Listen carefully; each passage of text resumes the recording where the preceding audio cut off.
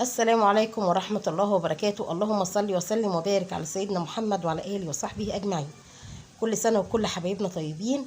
طبعا النهاردة كده يعني يعتبر أنا بصور الفيديو ده تاني أيام العيد، لأن الفتة طبعا احنا معروف بنعملها أول يوم، بس أنا عملتها تاني يوم لأن طبعا أول يوم ما عملناش فتة خالص، كنا مقضينها بقى إيه حاجات نواشف حاجات زي كده، فعملنا الفتة تاني يوم، عشان كده هتلاقوا الفيديو نزلكم متأخر. تمام.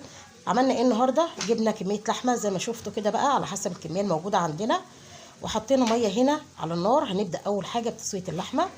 حطينا ميه غليت على النار، وبعدين نزلنا بكميه اللحمه الموجوده دي، ونزلنا بقى هنا ببصل. قطعت بصلايه كده 4/4، وكمان طماطمايه 4/4، ونزلنا كمان بورق لوري، وعندي هنا حبايه جوز الطيب هاخد منها ايه كام بشره كده بالشكل ده زي ما انتم شايفين.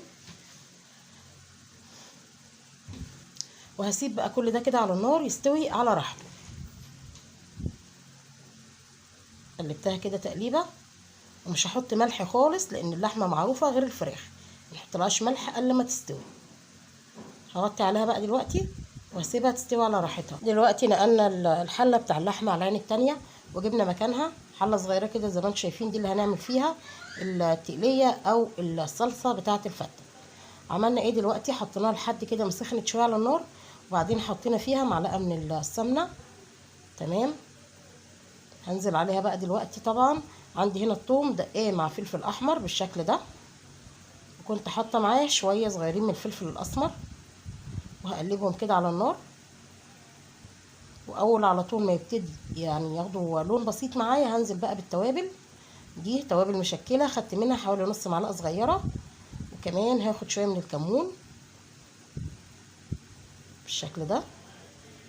وطبعا وانا دقه الثوم ده مع الفلفل كنت حاطه عليه شويه من الفلفل الاصفر، وكمان كنت حاطه شويه من الكزبره الناشفه. وطبعا الفلفل الاحمر الحراق ده اللي كان عاطي اللون للثومه بالطريقه اللي انتوا شفتوها دي، كان عاطيها لون احمر. هفضل اقلب فيها بقى كده كام تقليبه لحد ما لونها يبتدي يبقى لون ذهبي كده معايا، وانزل على طول بعصير الطماطم. شايفين انتوا اللون الجميل ده؟ دلوقتي بقى نزلنا بعصير الطماطم اهو. هنقلبها بقى تقلبتين كده ونغطيها. هنا بقى كده نزلنا شويه ملح الاول قبل ما نغطي. هنقلبها بقى ونغطيها بعد كده ونسيبها تتسبك، ونشوف الرز ان شاء الله هنعمل فيه ايه.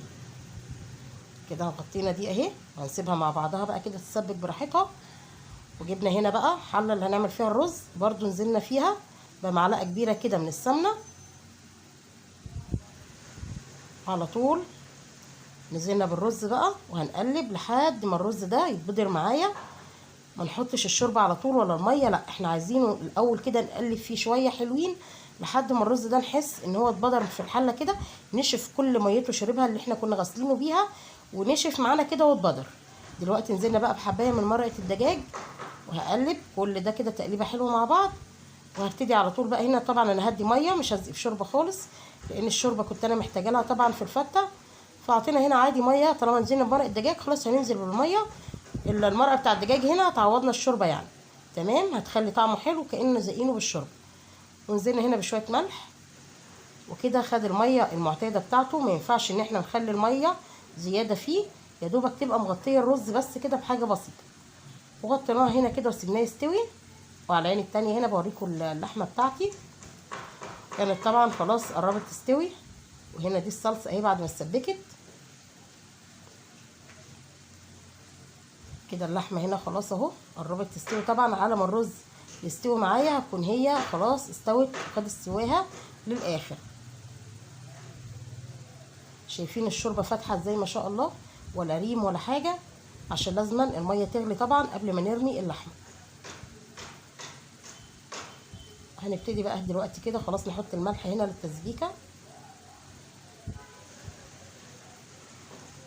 هنسيبها بقى كده كده هي خلاص. هنطفي عليها النار لحد ما الرز معانا يستوي، ونبتدي على طول نشوف هنعمل الفته بتاعتنا ازاي.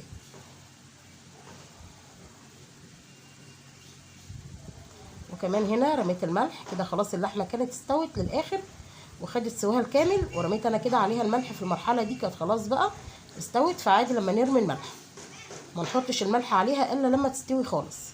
هنا بقى انا كان عندي عيش ابيض قطعته كده، كان العيش عندي محمص، فطبعا ايه ما كنتش محتاجه ان انا اقلبه على النار بحته سمنه. احنا عملناها السنه اللي يعني عملنا الفته دي من سنه او من سنتين على القناه، كنا عاملينها على النار ومقلبين العيش ده بحته من التومه كده مع معلقه سمنه بلدي على النار. نقدر نرجع للفيديو بتاع الفته اللي احنا كنا عاملينه القديم، يعني دي طريقه ودي طريقه، نقدر نعمله كده ونقدر نعمله كده. انا هنا ما قلبتوش على النار ولا حاجه، انا قطعت العيش على طول عشان كان محمص معايا، ونزلت عليه على طول بالشوربه والصلصه وكمان الرز.